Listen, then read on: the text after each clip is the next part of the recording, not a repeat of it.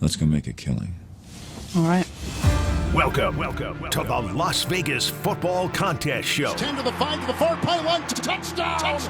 The sharpest football contest show in the land.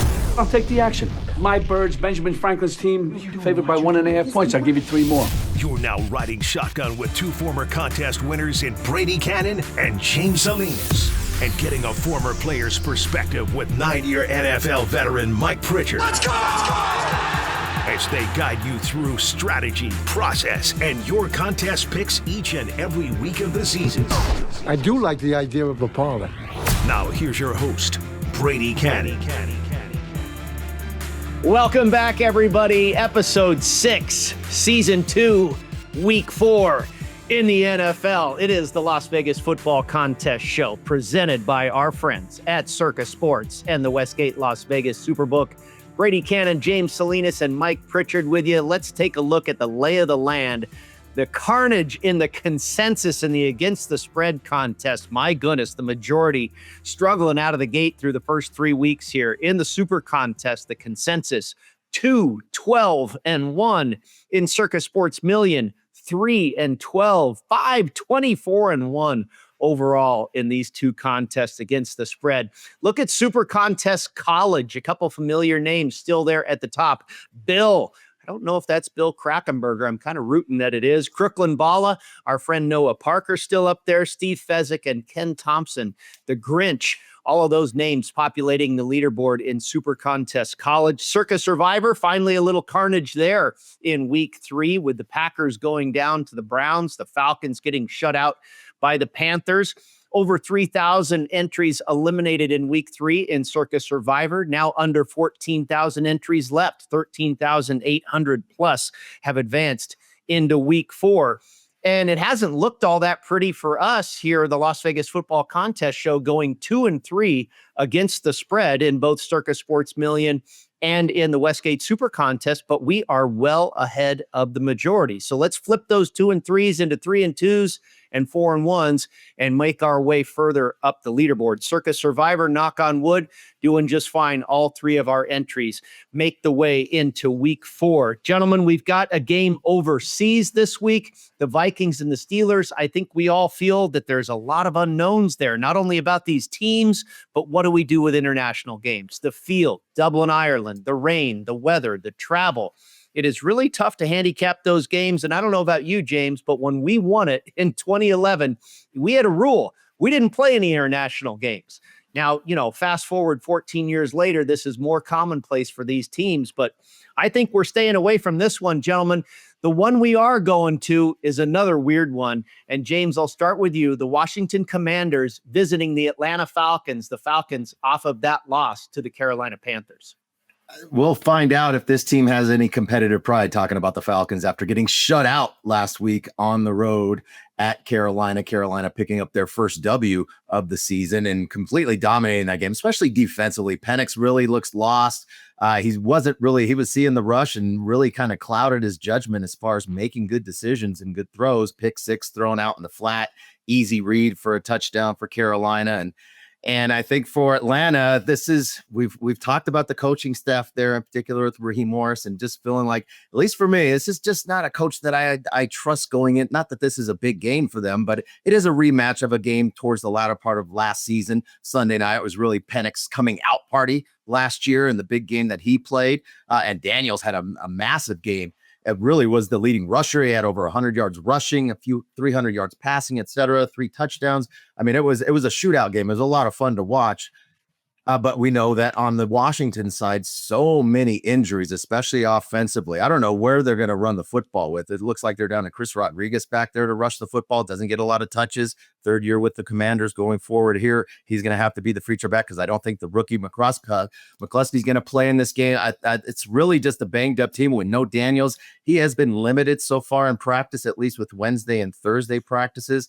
It'd be really dangerous, I think. It's such a young season and such a great player. Last thing you want to do is put him out there in this matchup, especially playing on turf, Pritch. You know what that's like. Different stadium now there with Mercedes-Benz. But I think with the Atlanta Falcons, Is this a team that we're really willing to trust? I think from the edge standpoint of hopefully competitive pride coming back after getting bounced last week and shut out, but also I think with the health, and it's just a clear advantage when it just talking about health here, Pritchard, from the Falcons side versus a really banged up Washington team on the offensive side. I think we're leaning towards taking the Falcons and Raheem Morris again one last time.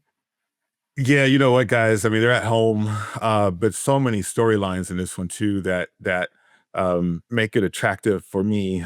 Because I, as a player, the extra motivation is a factor. Extra energy is a factor, and so now you're talking about a situation in which Marcus Mariota comes back to Atlanta, a team that he walked out on. Remember that? He quit on that team and that organization. So I'm sure the fellas were reminded about that, and certainly, you think about the skill set of Marcus and where he's at right now in his career.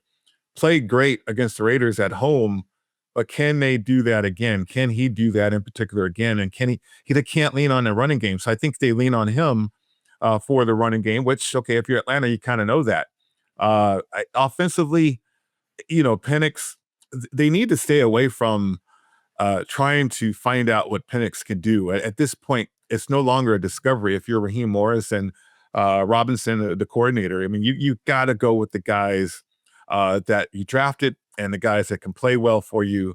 And that's Bijan Robinson. I mean, that guy is incredible. The last time they were on the road and they played decent football, they got a lot of turnovers defensively against Minnesota.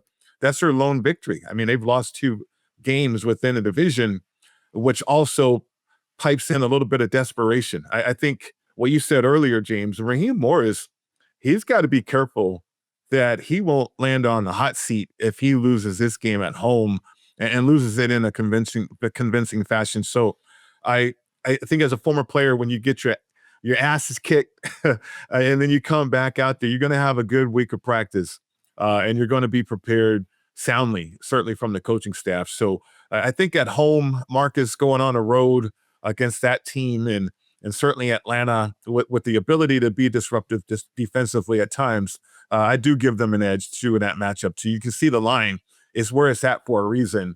But outside the division, I think Atlanta can hold their own. James, you brought this up. We were talking about the Tampa Bay Buccaneers hosting the Philadelphia Eagles, and we were against the Buccaneers last week in that spot against the Jets. That one came home against the number, almost lost outright. And part of our handicap was looking ahead to the Philadelphia Eagles, a big matchup here. And it looks attractive to take Tampa Bay with that extra hook, 3 plus the hook. They're supposed to get Chris Godwin back, maybe Tristan Wirfs across that offensive line. But you reminded me of something very important, that Philadelphia may have had this matchup circled. I think so. Last year, the same spot, week 4, Philadelphia traveling down to Tampa Bay. Now, Tampa last year in that week 3 spot, we talked about it on last week's show. And it's kind of where we're leaning with the Jets and took the Jets plus the number. It was a flat spot for them in their schedule, and they lost at home handily to the Denver Broncos. Definitely righted the ship the next week, came back and put it on Philly. They were up 24-0 in that game last year in week 4, midway through the second quarter. And it was really just kind of, no, I wouldn't say garbage time, but you get a 24-0 lead at home. Now you're just kind of grinding the clock out and coasting through, which they did do an easy win last year. Think about Philly and the defending champs now coming in. When teams see those schedules, and Pritch, you tell me this, when you see those schedules come out and you see certain teams on there, especially for a team like Philadelphia, and if they're trying to find any sense of motivation as a redemption tour, especially when you were the Super Bowl champions from that year, you see that game that you just completely got worked in down in Tampa Bay. Don't you circle that game as a player, Pritch, and as a team saying, then we want a little redemption going back to Tampa? Yeah, no doubt. And then also the mojo that the Eagles have generated too. There's a big question mark, I think, when you win a championship and then you try to come back and see what type of team you're going to have. And do you generate momentum? Do you have that confidence? And yeah, offensively, they haven't played like they want to play, but this is a collection of quizzes along the way too, right? So getting that victory against the Rams the way that they did, they take that momentum and that confidence builder for this season on the road against Tampa, on top of the fact that they want to give them payback as well. Crazy victory for the Eagles and a real bad beat for bettors, us included, on the Rams. Plus 3.5 last week. When we come back, Two big favorites in the AFC East. How do we handle those games in week 4? When we return right here on the Las Vegas Football Contest Show. Want to gamble like the pros? At LasVegasAdvisor.com, you'll find the world's best how-to books, software, and strategy cards featuring blackjack, poker, video poker, and of course, sports betting, including the Stanford Wong Classic Sharp Sports Betting. Don't forget LVA's Member Rewards coupon book, offering discounts on dining and entertainment, including a buy one, get one for the awesome lobster buffet at the Palms, and more than $700 in gambling-free play, match play, and bonus offers. Up your gambling game today at LasVegasAdvisor.com. Las Vegas isn't just a place to play, it's a great place to live. Louis Payon with Magenta Real Estate is a trusted 5-star real estate professional who's called Vegas home for over 3 decades. Whether you're looking to buy or sell, Louis will guide you every step of the way with proven strategies that deliver results. Call Louis today at 702-849-7160. That's 702-849-7160. Louis Payon is the official realtor of the Las Vegas Football Contest Show. It is the Las Vegas Football Contest Show presented by Circa Sports and Westgate Las Vegas SuperBook. Brady, Kannon, Mike Pritchard, and James Salinas with you. We continue our way through the card from an against the spread perspective. And our friend Derek Stevens, the CEO and owner at Circa, the Golden Gate, and the D, talked about this game maybe breaking records for the most popular Survivor pick ever. The Buffalo Bills, 15.5-point favorites earlier in the week. They were as high as 16.5 or 17-point favorites, hosting the New Orleans Saints against the spread. So do you want to lay that kind of wood, Mr. Pritchard?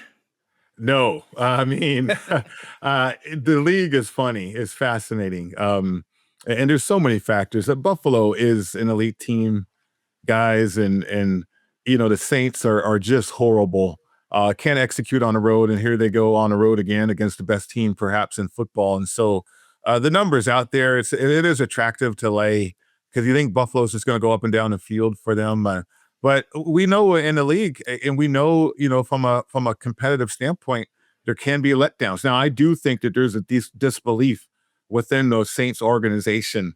They're going to give Kellen Moore some room, and he's got to find out what these players are all about. But we know they can't execute. I mean, we know that they're in over their head in the deep end for this season right now, which probably could be their plan. They're coming out of that Division II, which I absolutely hate. From a betting standpoint, when you think about a team in this situation on the road site, I can stay away from this big number, even though I think some people might be confident with Buffalo. And like you mentioned, too, we'll get to it a little bit later, just a heavy favorite here for Survivor. But, you know, there's another game within their division, guys, that what is up with the AFC East? You know, this is not a Mike Vrabel team. It doesn't feel like New England is there yet with all these mistakes that they're making. I mean, Vrabel was supposed to be there to correct all those, the fumbles and inability to execute. May doesn't look accurate and settle in as a quarterback. James, are you attracted to this game at all as the Carolina Panthers go on the road with certainly a victory in hand? More so the number than as opposed to the game, and definitely not attracted to saying I can't wait to get my popcorn and get an ice cold one and sit here and watch the Patriots and the Carolina Panthers first thing in the morning. But as far as the number goes, I just saw the number. I was kind of surprised that the Patriots were that big of a favorite. I think we finally saw the Carolina Panthers, a little bit of love from bettors coming into the season on the Panthers this to start the year, and didn't complete egg on the first game down in Jacksonville. But I'm not sure where the Patriots are right now. Vrabel just trying to figure out his personnel and establish a new culture down there and go back to their winning ways when he was there under Belichick as a linebacker. But I think here for the Patriots, it's too big a number for me to lay, Brady, thinking about the Patriots on this side. I know with Carolina, what Carolina team are we going to see? Are we going to see the team that we saw in week 1 down in Jacksonville and just never really compete within that game, as well as the first 3 quarters in week 2 at Arizona? Or are we going to see the team that completely blitzed and shut out a division rival in the Falcons last week in Carolina? I'm not really sure which team we're going to see show up here. I don't really want to watch this game. So I'm attracted to the number, but I'm not attracted to the game. This one, Brady, is a stay away from me. Yeah, it feels like the majority is backing Carolina here, basically for the same reasons you're stating. Boy, who are the Patriots to be laying 5.5 points? But last week's results were a little bit misleading, and you talked about it, Mike. Vrabel and the Patriots, they've been turning the ball over like crazy. 5 turnovers in that loss to the Steelers last week. And then conversely, the Carolina Panthers, beneficiaries of 3 Atlanta Falcons turnovers, including a pick 6. Atlanta outgained the Carolina Panthers by over a yard per play in that contest and still was shut out. So I think that's why this line is where it is. We were originally thinking about possibly landing on the Panthers here. I talked myself out of that. I think last week's results are skewing the picture here of what truly went down. Turnovers are random. We know that, and you don't expect that to happen for a second week in a row. Looks like a stay away game for us here on the card in week 4. One that we did gravitate towards, gentlemen, was the Cleveland Browns visiting the Detroit Lions, and the Detroit Lions looked nearly perfect last weekend in really a great game with the Baltimore Ravens. We'll talk about them later on in the program. But what an effort by Dan Campbell and Detroit to take down the Ravens on the road. And now they return home against a Browns team, James, that is coming off of a victory, a stunner that knocked a lot of people out of Survivor in getting past the Green Bay Packers. Defense won it for them. They created offense in short fields for the Browns offense. Because we know the Browns just cannot move the football. And Flacco is just, we know he's veteran quarterback, old quarterback standing back there, doesn't want to get hit. He's not going to stand in there any longer, and no running game. And I think that's what he benefited from a couple years ago when he had a second half of the season having to step in to the quarterback role with the Browns earlier a few years back. But it was the running game that really opened up a lot of play action pass. That's not there for them right now. But this is a really stout defensive front, and I think it's a complete different look from what we saw last week from Detroit being able to go. They went heavy. They had multiple plays where they ran 6 offensive linemen and just gashed and pounded on the interior against a really beat up front for the Baltimore Ravens. I think here, this is going to be a completely different matchup. And it's going to be, in a sense here, it's going to be back on Goff to have to make plays, because I don't think that running game is going to happen here, Pritch, against this Browns front. I think if we come here with this Browns side, it's only going to be the Browns, either 9.5 or 10, with the SuperContest and the Circa Millions here. Completely different matchup defensively from the Browns to the Ravens that we saw on Monday Night Football. Yeah, absolutely. Totally agree with that. I mean, I think Dan Campbell and the bunch up there in Detroit have something to prove or disprove with Ben Johnson leaving, Aaron Glenn leaving, and they replace those guys. And I mean, they showcased the new defensive coordinator big time for Detroit. If you're Cleveland and you are this stout defensively, you're going to play like that. You're going to try to attack the football too. And we wonder, at least I do, about Goff.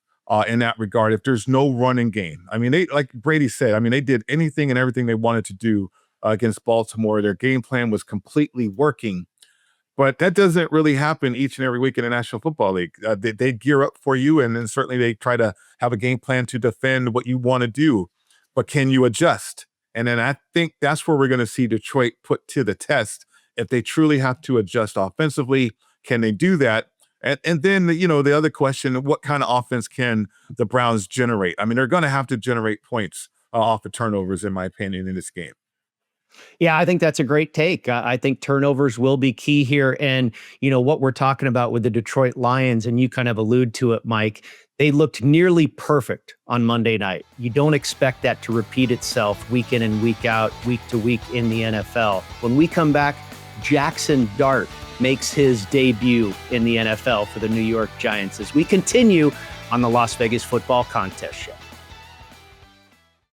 Want to enter the biggest and best football contests in Las Vegas? Look no further than footballcontest.com to get the info you need to succeed. Covering Circa Million, Circa Survivor, Grandissimo, and every super contest at the Westgate SuperBook. Reserve the most trusted proxy service in the business now at footballcontest.com. Maddie and Tony have been leaders in the industry for 20 years. They submit your picks while you focus on picking winners. Experience matters. Go with the pros at footballcontest.com and start winning now. So Jackson Dart the first-round draft choice for the New York Giants, will replace Russell Wilson in New York as they look to finally get a win as they have begun the season 0-3. They will welcome the Los Angeles Chargers to town, who are off to a 3-0 start. This is the first game outside of the AFC West division for Jim Harbaugh and the Lightning Bolts, and they are a road favorite of 6.5 points, Michael. Do you like laying 6.5 points on the road? Not necessarily, but what do we know about this Giants team? Well, we know they're not very good with Russell Wilson at the helm. What can we expect out of Mr. Dart? Well, they no longer trust Russ because the guy, this is Russell Wilson in a nutshell. He feels like he had a superb game against Dallas, right? And his back, and he's this legendary quarterback, but then he forgets that he threw an interception that cost him the game at the end of the game. So yeah, your stats look good and you can throw the football, but yeah, you still are just a guy who's polarizing. His teammates don't like him, right? And he hasn't even been in New York that long. And then you throw in the factor that Daboll is under a tremendous amount of heat. You got to get the rookie in there. So I think they're throwing him in there. Jackson Dart, they're throwing him in there. Now I will say people are high on him. A lot of people were high on him from an evaluation standpoint, but this is real football. This is Harbaugh. This is the Chargers who feel like they can win a division. If not win a division, maybe host the AFC Championship game. So they're in a very competitive division too. They go on the road. The travel doesn't concern me at all. I think when you look at the Chargers and their younger players are really stepping up big time.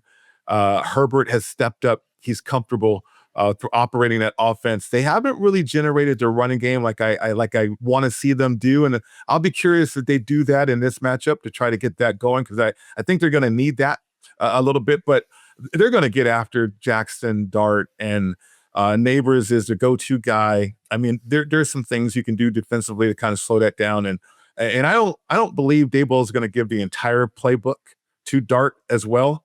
So I think they're limited in that regard, even though Russ has lost the locker room once again. But I like the Chargers on the road, guys. James, what are your thoughts on this matchup? Typically, this would be that flat spot in the schedule for the Chargers. You think about the first 3 weeks of the season for Los Angeles and all 3 division games, and now they're sitting in the driver's seat in the AFC West because they won all 3 of those division games. And now you're going to go on the road, a non-conference game. You're playing the lowly Giants here, and I would be more inclined to say, well, this is probably a stay away game, just because if it was Russell Wilson or any other quarterback in there, but because it is a rookie, I think we've heard some rumblings from the Chargers defense saying, really, you're going to put a rookie and he's going to come play us? Feeling like, these guys, in any sport, in any professional sport, there's a competitiveness, and guys are always looking for some edge to try to wear that chip on their shoulder and give them some motivation. Well, I think they found it here, and I think they're excited to show the rookie Dart what it's like to come play in the National Football League. So from that perspective, Brady, I do like the Chargers in this matchup. I think it's going to be really struggle here. It's there, like you said, Pritchard, they're really going to have to condense the offense. It's not a good offensive line. It's a really stout defensive front, and I think the defensive coordinator Mentor has been really good about mixing up a lot of different looks in their zone coverage. It's not just one of those bend but don't break kind of coverages. So I think here it's going to be a really struggle for the Giants. They've struggled to score for years. I think that continues in this game, Brady. Yeah, it'll be interesting to see. I got to believe Jackson Dart will inject some enthusiasm into that locker room that you referenced, Mike, but will it be enough? This is a very good Los Angeles Chargers team.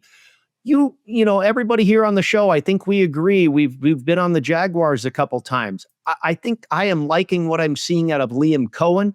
Trevor Lawrence has been all right. He just can't get a receiver to catch the ball. They are dropping so many balls for this guy, and that has led to a lot of problems out of the gate for this team that otherwise looks pretty decent. The 49ers just doing it with smoke and mirrors. They're really beaten up, but they are off to a 3-0 start, and they will host the Jacksonville Jaguars here in Week 4 in Santa Clara.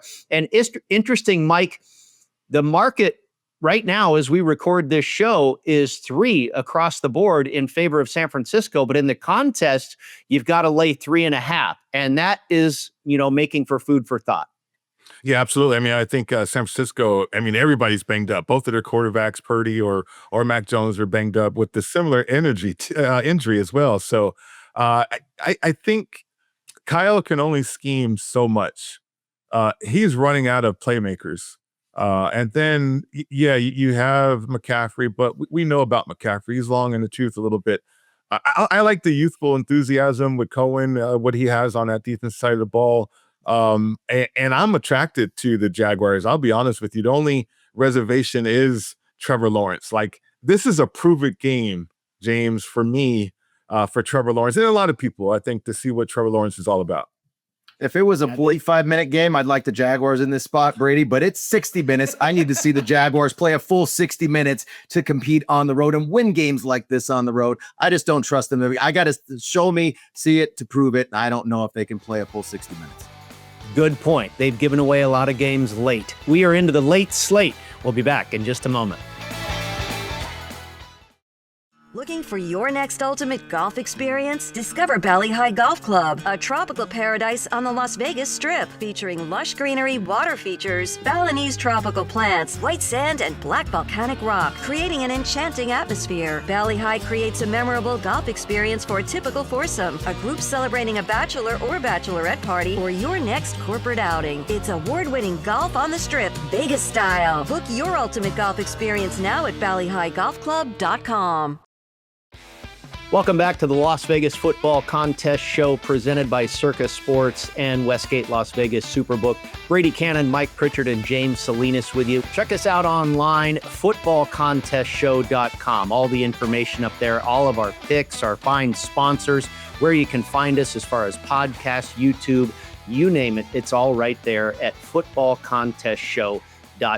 Gentlemen, we shift over to the afternoon slate and also our breakdown of Circa Survivor. Also, of course, SuperContest Survivor, another contest on the vast menu of options here in Las Vegas in 2025. We are, of course, enrolled in Circa Survivor. All three of our entries, knock on wood, once again, have made it into week 4. And I mentioned the afternoon slate.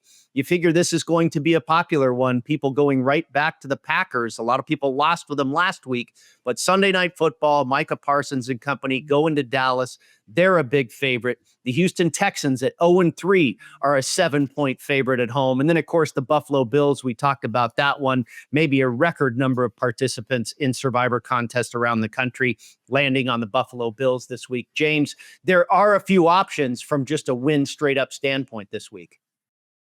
Obviously, for the Bills, 73% of Circa Survivor contestants or entries, put it that way, have the Bills available. And yeah, you're talking about the most advantageous spot as far as the matchup goes, being a 15.5, 16-point favorite are the Bills this week. Yeah, no brainer, right? You just fire in the Bills.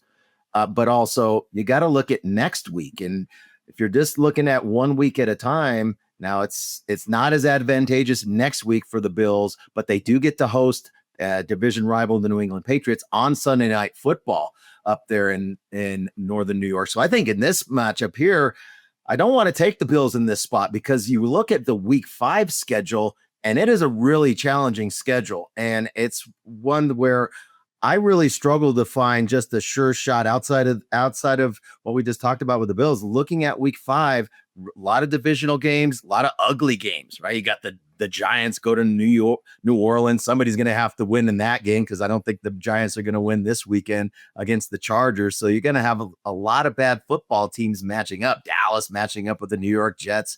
And then some big games like Denver at Philadelphia. But Philly's probably one of those teams you're going to want to save, in particular for Circa Survivor, because of not only their scheduling spot later in the season, but also, they're going to be one of the holiday teams. So it's going to be a challenging week come week 5, Pritch. And so through our discussions, I think we've landed a couple other spots as opposed to just putting the automatic square on the Bills and moving forward to week 5. Yeah, I got to say this, guys. I mean, if anything, the league has proven to me once again that there's the bulk of the league is so similar. Meaning that there's a lot of teams already in backup quarterback situations, already with some key injuries, and we're not even out of September yet. What's going to happen to these teams as we get deeper and deeper into the schedule? More attrition kind of builds up on people. I look at the landscape of the league right now, and I can confidently say that Buffalo is an elite team. I think this year Philly is on their way to proving that they might be an elite team. Detroit we'll find out a lot more about them in a coming weeks, but they're kind of trending that way. Other than that, I mean, I can't really pinpoint another elite team. There's a lot of question marks. Look at the AFC North. Cincinnati is going to go on the road, and they're catching, what is it, 6.5, 7 points, I believe, right now, for 7.5 for this game against the Broncos. And they're first place in that division because they beat Cleveland, right? And you think about before the Burrow injury, the Bengals are funny because they feel like they're okay. That's the feeling that they have. They're going to be okay too once Browning kind of settles in, right? So at the end of the day, or at the end of the season, I mean, we might be looking at the Bengals fighting for not only a playoff spot, but maybe winning that division. But there are some problems right now with the Bengals. So, and that's a tough road matchup to what they're going to be facing with Denver too. So the landscape of the league makes this contest more difficult. And James, you're right.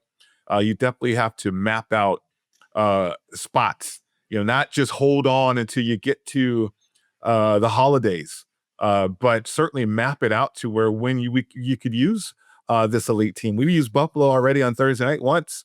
And so with 2 other entries, when do we use Buffalo again, right? I mean, is it one this week and one next week or whatever? But it's intriguing, and that's what makes this the best contest, in my opinion, that I've ever seen. And when it comes to certainly a betting standpoint and survival standpoint and trying to get that trophy at the end of the year. Yeah, the Buffalo Bills feel like a free square, like you said, James, but it's not that easy. There's 20 weeks in this contest if we go all the way. I think the Broncos will be a popular play. They have had real struggles and early downs, but they get a perfect opponent this week in the Cincinnati Bengals, who have been struggling on defense entirely, but also struggling on defense on early downs. So that could cure what is ailing the Denver Broncos offense. The Detroit Lions are interesting at home, a double-digit favorite. Some people have already used the Lions. We talked about the Bills. You have the Packers on the road at Dallas. James, what about this Texans game? I do believe the Texans are going to be a popular selection because it feels like just a free spot to be able to use Houston. You may not want to use them the rest of the entire year, but it scares me. A team that's 0-3 favored by a touchdown. I mean, Tennessee's got to win a game eventually, don't they? Well, nobody goes undefeated and nobody goes winless for the most part in the history of the NFL. So do you really want to put your survivor risk on the line for a team that has probably, if not the worst offensive line in the league? We talked about it from the beginning of the season. Coming into the season, Houston had the worst offensive line. We've seen it. They don't have their stud and the heart and soul of their offense when it comes to Joe Mixon running the football. It's all fallen on CJ Stroud. I don't like the play calling that we've seen. They've really put him, as far as the offensive coordinator, putting him, as Stroud we're talking about, in bad positions to have to make a lot of throws down the field where he doesn't have the kind of time to throw the ball down the field, and there's no threat of a running game. I don't want to play this game. I have no interest in playing this game and taking the Texans here. I just start at the offensive line and looking at where we're in these matchups. And for a team like the Texans, yes, they're going to be playing at home against a bad football team. They've already made a change in who's calling the plays, which is probably a good thing for Tennessee as far as Callahan relinquishing those duties for the young quarterback, their rookie quarterback, Cam Ward. But if you're thinking about the other side and another team that has a bad offensive line, and you're traveling on the road, especially on Monday night, having to go into Denver, and Pritch, you know what that's like playing in Denver on a Monday night. It's neck and neck for me as far as the 2 worst offensive line. We talked about Houston. Cincinnati's right there too. There's a reason why Burrow's on the shelf again. It's because of the poor play up front. It's been that way his entire career. They haven't done anything to fix that and change that there. Now that's going to be a tough spot. You look at Denver's schedule, Pritch, and say, well, you've got some other spots down the road, and I know they're going to have the Giants coming up in a few weeks, but I think the challenge with that Giants game is going to be the scheduling standpoint for the Broncos. They're going to be coming off of 4 out of 5 weeks on the road, in particular games that are going to have to travel where they're coming back from a game in England. So, and for the Giants coming into that matchup, they're going to be coming off 10 days rest playing Thursday night football that week. I think this is probably the best spot to take the Broncos on this schedule, Pritch, going forward. Yeah, I mean, you look at it, and I think from a landscape standpoint, there's a lot of people that's already taken the Broncos. I think week 1, and so that's something to factor in too, guys. When when we look at the competitiveness of this contest and the usage rate. I mean, look at all the teams, and Derek's talked about this, how a lot of people are using multiple teams throughout the entire league. And I wonder if game theory really is going to step up this week. For instance, Brady, you mentioned the Texans in Houston. If you have, I don't know, if you're in a syndicate and you have 50 entries or something like that, and I mean, you want to guarantee certain situations, even though the Texans are kind of shaky, maybe you play Oppo there, right? And make sure that you still have some survivors getting through. I think we're going to see so many varieties this week because of what James mentioned, and Brady, you guys talked about the map. And people are going to start to realize, okay, how difficult it is to navigate this schedule this year. So buckle up. I mean, this could be an interesting week as well, guys. Mike, from a player perspective, real quick here, Micah Parsons going back to Dallas. How does that play out? Oh, it's huge. I mean, all week long, that's all he's going to talk about in the locker room. And if he's earned that respect from his teammates, which I think he has already, they're going to be extra fired up for him as well. So, I mean, maybe they lost that game last week because they're looking forward to this matchup. Sunday night football, a big one in Dallas. The game of the week in Kansas City when we return on the Las Vegas Football Contest Show. Steiner's, a Nevada-style pub, invites you to play the best keno and video poker in Las Vegas. Promos are how we roll, so make the most of your gaming dollars with ongoing promotions, daily free play, bonuses, and more. With a chance to win Knights, Raiders, Aviators tickets, and big money with all those jackpots. It's not only great gaming at Steiner's, it's the 24 awesome rotating draft beers and the best appetizers to match. Steiner's, the Nevada-style pub, with 3 locations across the Vegas Valley. Steiner's, I love this place.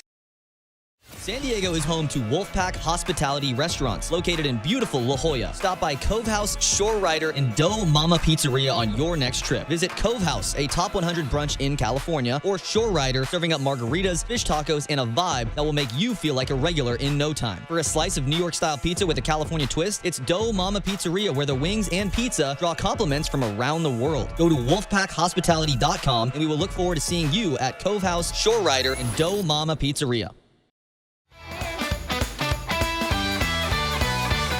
What a schedule it has been to open the season for the Kansas City Chiefs. They lose to the Eagles. They lose to the Chargers. They finally get a victory on the road at the New York Giants. And now they get to face the Baltimore Ravens, who are coming off of a brutal loss at the hands of the Detroit Lions. You figured these were 2 stalwarts coming into the season. And now at the end of week 4, one of them is going to start this season 1-3. James, this is probably the marquee matchup of the week, but not exactly the luster that we figured it would have coming into this season.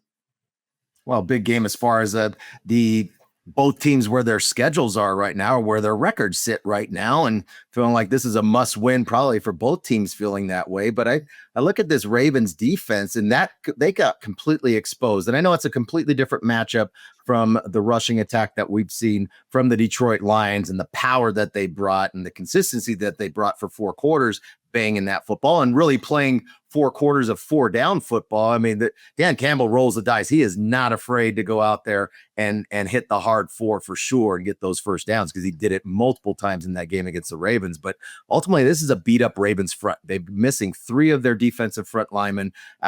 Kyle Van Noy being out for the last couple weeks really got exposed. It was the rookie Mike Green, I think it's from Marshall. They really targeted him in that game, rushing the football, and he was getting blown off the ball. While this is the same lineup that's coming into this matchup, and it's not going to be so much for the Chiefs to be rushing the football. That's not the strength of their team, but it is the strength of their team to identify mismatches and be able to exploit it. And I think that's what's going to happen here, Pritch, is the middle of the field on the defensive side for the Baltimore Ravens is really banged up, really hurting here. And I think this is where the Chiefs have an opportunity, playing at home, mind you, as well. I think there's a lot of Chief haters. We saw it for years and years with the Patriots, and finally just wanting to see the Patriots lose, and a bias towards wanting to see a certain team lose. And as soon as you start to see a little frailty there, yes, we're going to go after it and get on them. But I don't like the Ravens coming into this matchup, going into Arrowhead against the Chiefs team that is finally getting healthy. You talk about the health on both teams too, Pritchard, and you're going to get Worthy back, maybe be able to extend the field a little bit. But I think the bigger piece here is just that defensive side in between those tackles up the middle, in between those numbers is really beat up for the Ravens. I think Mahomes and company are able to exploit it. Short passing game here, and I think they come out with a win. We're getting 2.5 points of value here as far as the contest is concerned, but I think the Chiefs win this game outright. Yeah, how about that? I mean, giving Patrick Mahomes 2.5 points at home. I mean, that is highly attractive. And I don't care what the Chiefs are going through right now, and Super Bowl hangover, Super Bowl loser hangover. We all know about the history of that. Can they make the playoffs? But we are talking about this kind of quarterback when Patrick Mahomes. And so let's go into comparison here. Lamar Jackson has lost a step. When you talk about escaping the pocket, I mean, remember, you go back to 2018 when he was drafted, right? And that's a lot of tread on them tires, man. And I saw Detroit do some things that made things difficult because they understand how Lamar Jackson operates. He does want to make a play. He will hold on to the ball. He will make that mistake. He will think that he can escape the pocket. And then from a matchup standpoint, when I saw Aiden Hutchinson, who had the freedom to go up and down the line of scrimmage, purposely line up on Ronnie Stanley and kind of get after him, that said a lot to me. I think the roster for Baltimore is set in their ways, and they're older. And I think there is a prime spot here for Kansas City in those points. When you look at across the board too, seeing with that division, the Raiders find themselves in a precarious situation, having a Super Bowl caliber head coach and having a staff and having some expectations for this year, and then kind of stumbling out the gate. Got big victory on the road to start the season, but didn't look good against the Chargers, did not look great at all against Washington. So coming back at home, playing Chicago, a team that's trying to figure out a lot of things, the Raiders find themselves from a pick'em standpoint to laying one. Geno is not that bad of a quarterback. I think he's working through a new offense. Chip Kelly is trying to work through his personnel, but we're at the time of the year where they start to figure that out. And if I have to look at this coaching staff trying to figure that out right now for the Raiders at home, and I think Chicago's still in that discovery mode with Caleb Williams. I'm going to side on the side with the Raiders at this point, guys. Their defense is a guy like Max Crosby.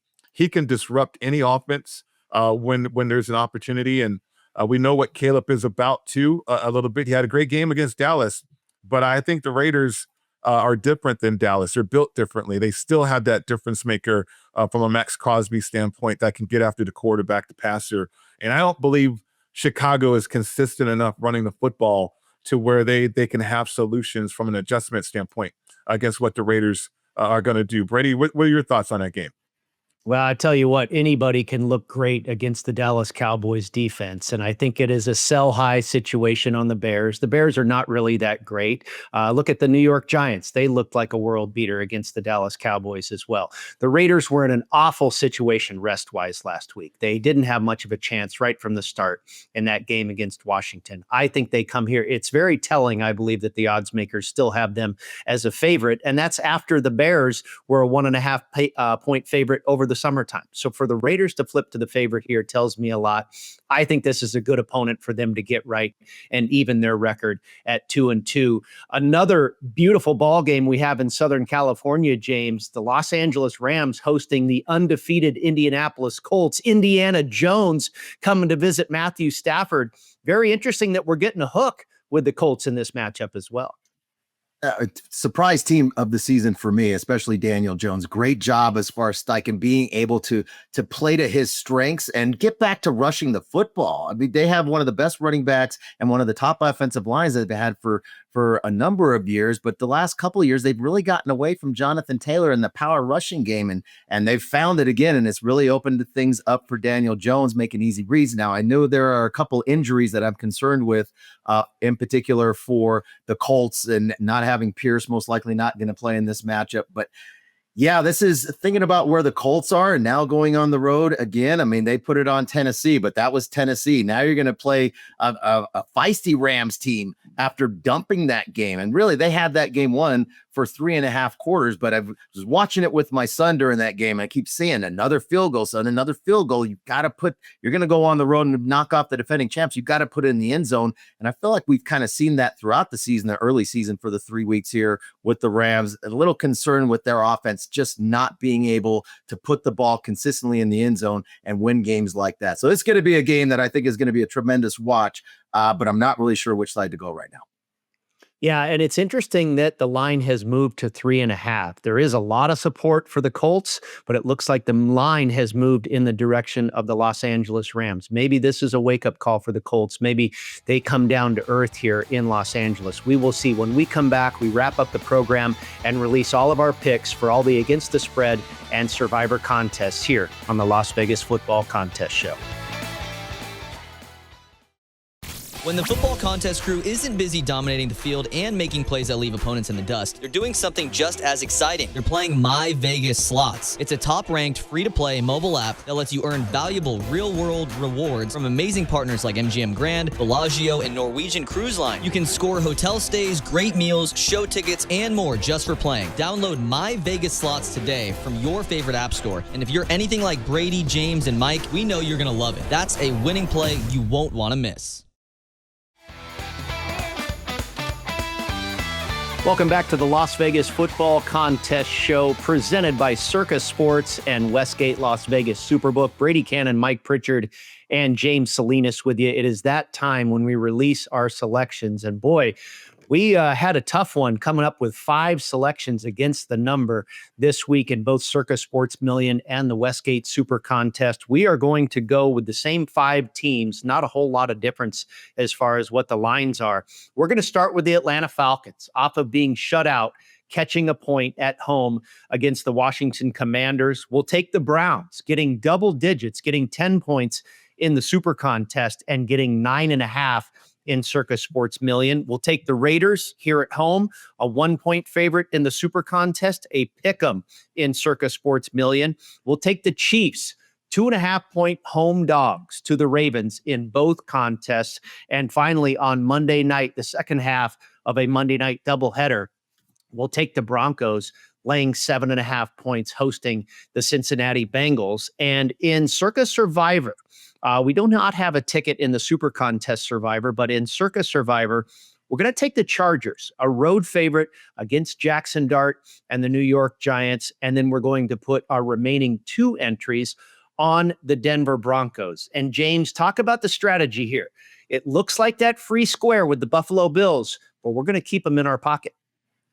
Partially because of week 5 and how challenging week 5 is going to be. And to me, the best game on the board to be able to take as far as Survivor goes in week 5 is the Buffalo Bills hosting, and granted it is a divisional game, but they are at home playing the New England Patriots. And now we look at week 4 and trying to find out where, like the motivation for the Chargers and the defense going on to play the Giants and rookie Dart, and really going to have to show him something. I think he's going to really struggle in that matchup, and they don't have a kicker either. So it's going to have to be 4 downs that really struggle to score for the Giants in that matchup, but more so on the Broncos. And looking at, there are some other spots for the Broncos, Pritch, that we could take them. You've got the Broncos hosting the New York Giants in week 7, as well as the Dallas Cowboys in week 8. But I think the challenge piece that I talked about earlier in the show with that game against the Giants in week 7 is just where the Broncos are going to be from a travel standpoint.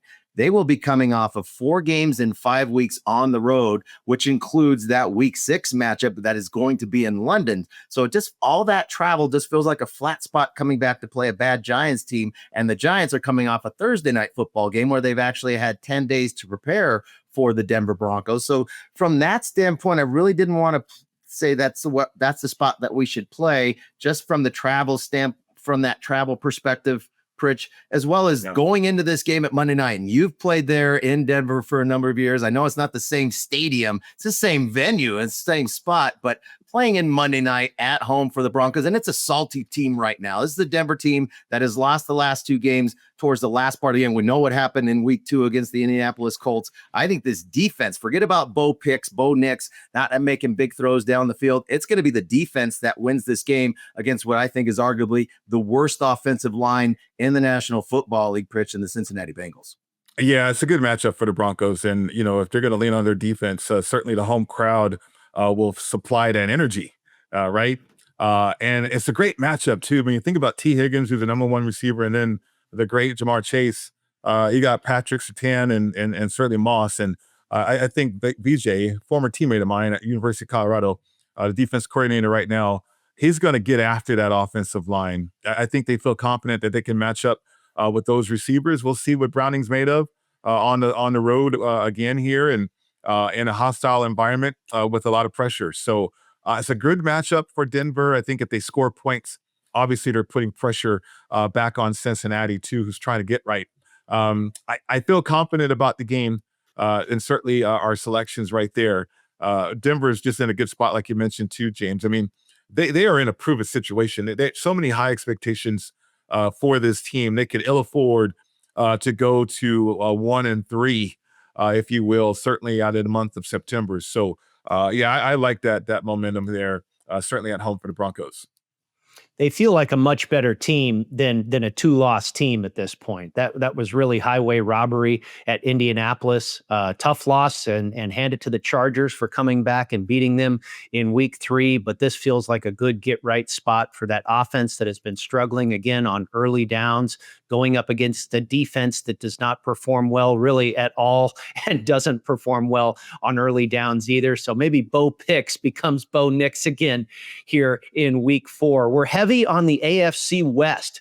All 3 of our Circa Survivor selections reside in the AFC West, and 3 positions against the spread also in that division. That is going to do it for episode 6, week 4 in the NFL, season 2 of the Las Vegas Football Contest Show. Enjoy the games, everybody, and good luck with your picks. We'll talk to you again next week. Thanks for tuning in to the Las Vegas Football Contest Show. Don't you just love football? God, what a fun sport. Subscribe today on YouTube, Spotify, and Apple Podcasts to receive weekly alerts as soon as the show's available. Good luck with your contest selections. Pay that man his money. And we'll talk to you next week.